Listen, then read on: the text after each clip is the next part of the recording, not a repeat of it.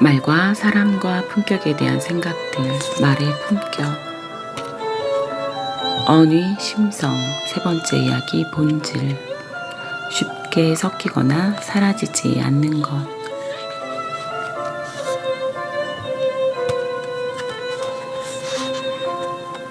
알곡과 쭉정이는 겉모습이 비슷해서 평소에는 쉽게 구분하기 어렵지만 추수철에 선선한 가을바람이 들판을 한바탕 휩쓸고 지나가면 알곡과 쭉정이의 명암이 엇갈린다.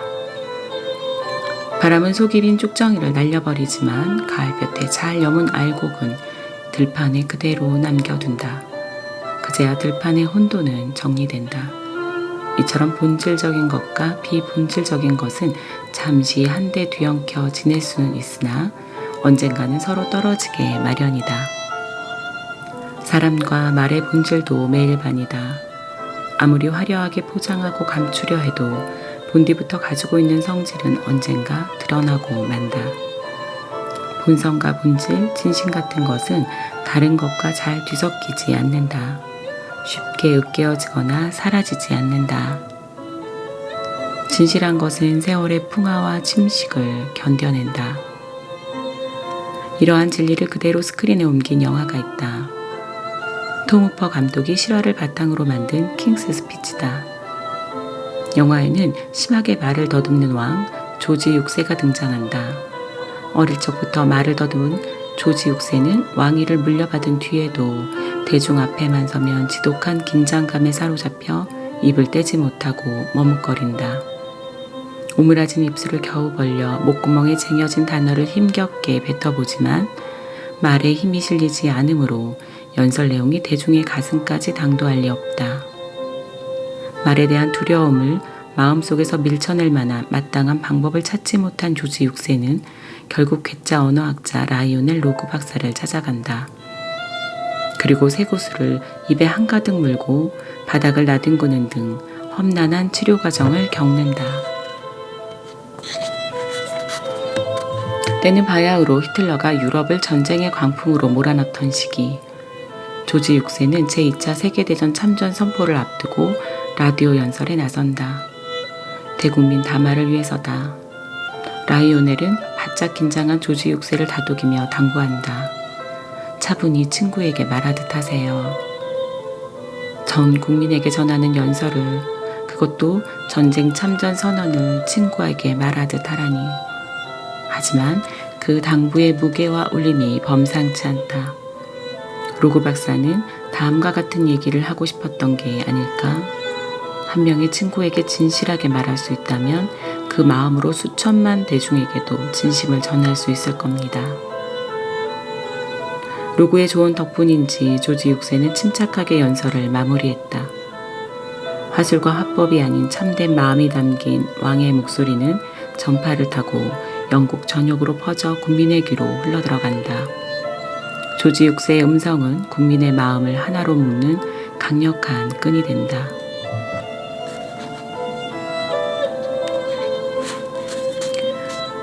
영화는 동시대를 살았던 두 인물의 엄품을 극명하게 대비한다. 한 명은 파시즘의 핏빛 광기로 독일을 어둡게 물들인 아돌프 히틀러. 다른 한 명은 앞서 소개한 말더듬이 왕 조지 6세다. 두 사람의 어법은 극과 극이다. 히틀러는 또박또박한 발음으로 말의 성찬을 쏟아내는 다변과 달변의 소유자다. 반면 조지 6세는 세련되지도 않지만 진심을 담아서 말할 줄 아는 인물이다. 수십 년이 지난 지금 누가 더 뛰어난 언사를 구사했다고 평가할 수 있을까? 물어보나만 하다.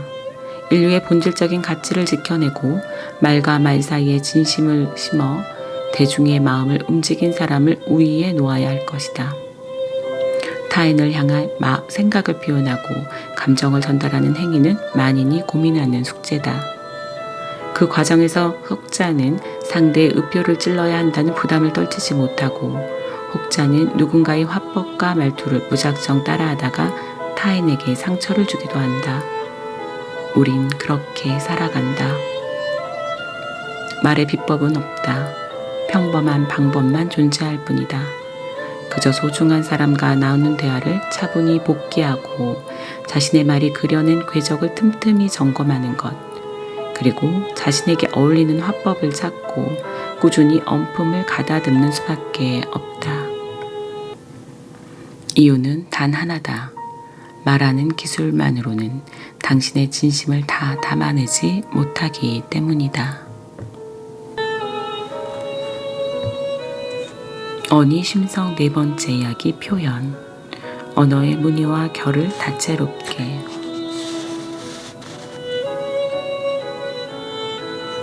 언어의 무늬와 결을 다채롭게 사용한다는 것은 어쩌면 인생을 충실히 견디고 있음을, 더 나아가 지금 이 순간을 긍정적으로 살아가고 있음을 의미하는지도 모른다.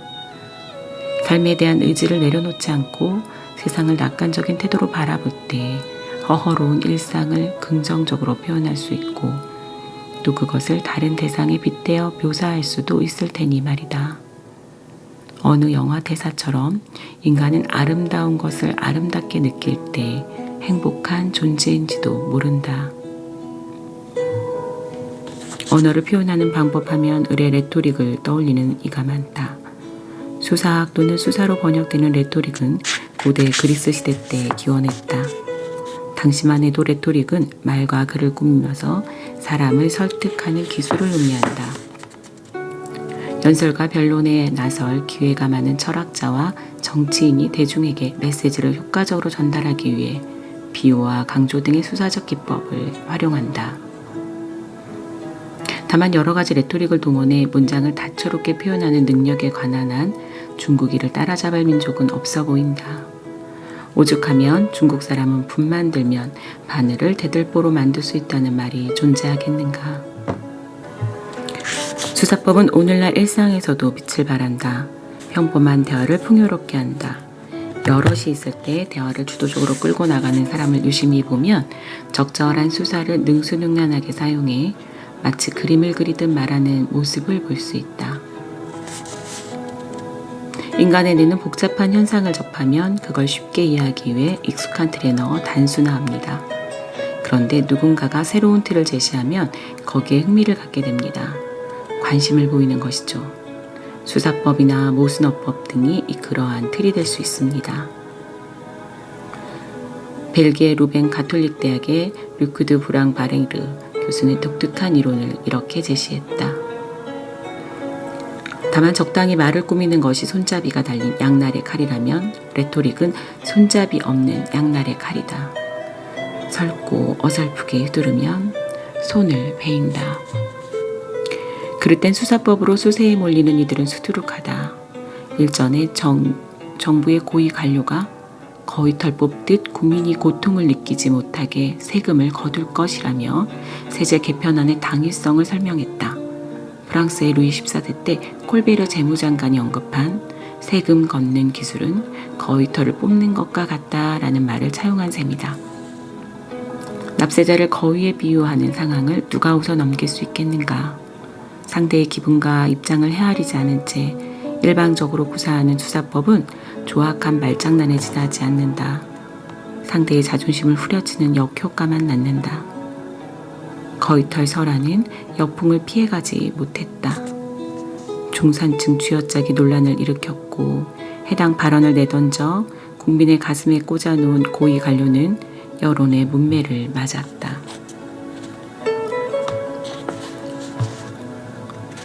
TV를 통해 이 소식을 접하고 얼마 지나지 않았을 때다. 어머니 생일 선물을 사기 위해 백화점을 찾았다.